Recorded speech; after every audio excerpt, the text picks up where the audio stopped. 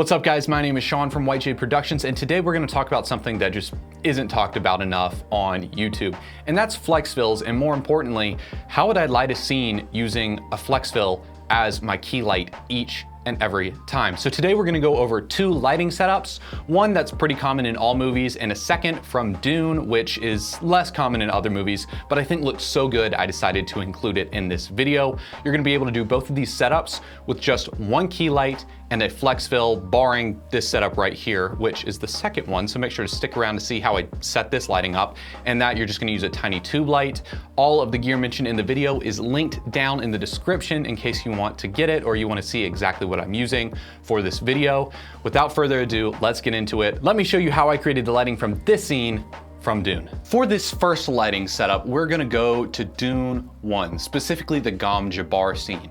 It's very simple, very easy to light, but it looks so good. Here's the BTS from it. Simple, it's just top lighting with a lot of diffusion, which we're gonna use just a flex fill for. We're gonna bounce some light, shoot it through the diffusion, and it's gonna look real darn good. Obviously, I'm not set dressing this to look like Dune, so it's not gonna look quite as good, but I think the point's there, and when you're using this for an actual film, it will look spot on. Doing this with just a flex fill is real darn simple. Golly, I love doing that. That's one of my favorite things about flex fills. You just get a bam, pop it out. But watch what happens when I throw it overhead.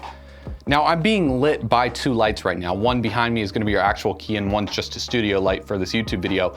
But just look how soft that is compared to that. It gets so much harsher when I take this off, and I'm not even properly lighting. So let's go ahead and actually set this up and get our look. This light right here is really gonna be our key. It's my Aperture 300D, however, you could do this with any other light as well. I'm just picking this just so I have the most output possible. We're just gonna raise it up, and I'm beaming it into the ceiling, which is white. If you don't have a white ceiling, then you can use a piece of beadboard or another flex fill to bounce this back down. Again, you can just tape that to the ceiling. Use paper tape, not gaff. We don't wanna damage the ceiling. Now there are plenty of ways to rig stuff overhead. However, I'm using a C-stand today just cause it's simple, easy, and overall lightweight, and I don't have to lug a bunch of stuff around. I'm gonna extend my boom arm, take an extra grip head, and pop it on the end right here. Now this next part is the most important part because it allows us to rig the entire flex fill on one C-stand, making it nice, clean, simple, and lightweight. What you're gonna do is you're gonna extend the C-stand all the way, rotate your head so that it's facing downwards, kind of like this. Then you're gonna take the loop of your flex fill, put it over one of the knuckles, take this all the way out, open your grip head, and then I'm just gonna feed the C-stand into the grip head.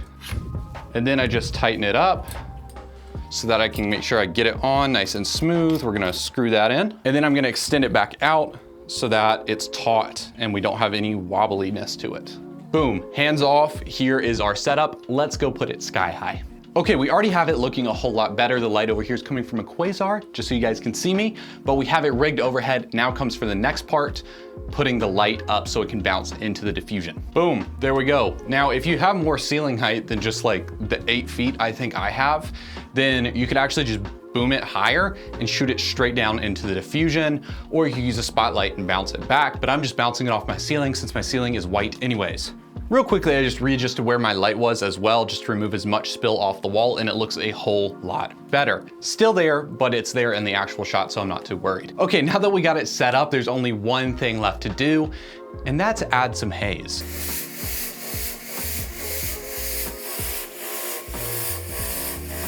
Now, normally something I'd also do is waft the haze around with a flex fill, but obviously I'm using it right now. But you can do that. Okay, I think we got our fog in. So, does it look good?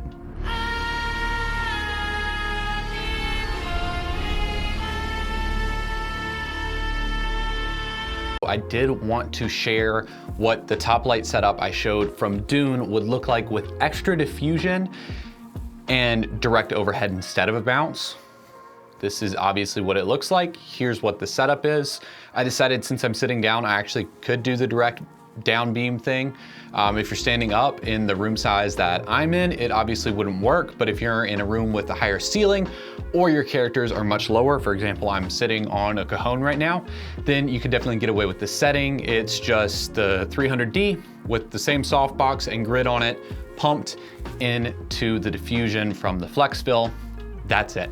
Okay, so while that did look cool, there's another lighting setup I wanna show you that's just as easy to set up and delivers amazing results as well. Okay, so this setup isn't really that much different. I'm not really pulling it from an individual movie just because it's used so much across so many films, but the idea is that we're gonna light one side of the face very softly, add an edge light on the other, and keep things dark and light. You've seen it in a lot of films, and now I'm gonna show you how to do it with a flex fill, make it look really, really good without all that expensive Hollywood gear. Right here I have my softbox and my grid. This is gonna add an extra level of softness to it, obviously, and this is gonna help shape the light so it doesn't wrap all the way around the subject's face. By the way, if you don't know this trick, you can put like reflectors inside of your softboxes, and that allows you to kind of make a mini book light inside of the softbox for even softer light. I'm using the silver side because I want this to remain kind of cool. However, you can flip it to a gold side to get a warm look, maybe for more of a documentary style. Okay, so I really have this off to the side over here because I'm gonna put my subject, right here,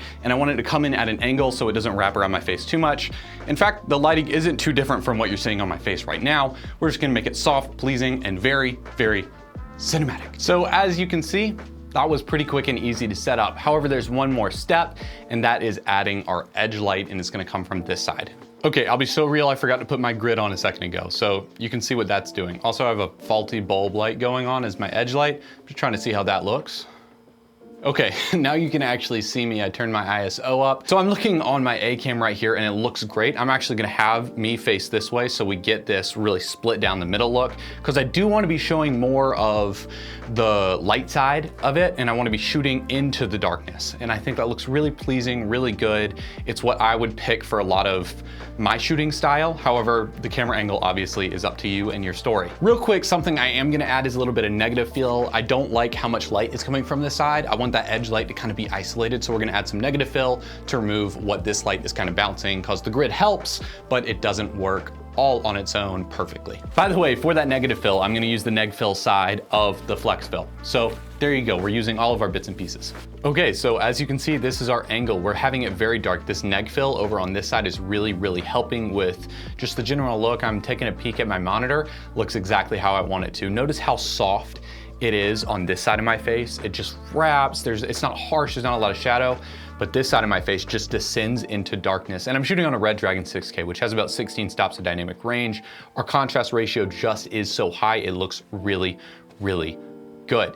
Obviously, that flickering light bulb effect adds a nice discoloration to the right side of my face. It adds new colors to it, but it also adds a little bit of shape to my face, because for a lot of scenes, honestly, I want there to be shape even when I'm trying to emphasize an emotional point. And in order to do that, sometimes we add just a little bit of difference, showing that this is not the same light as this is something entirely different.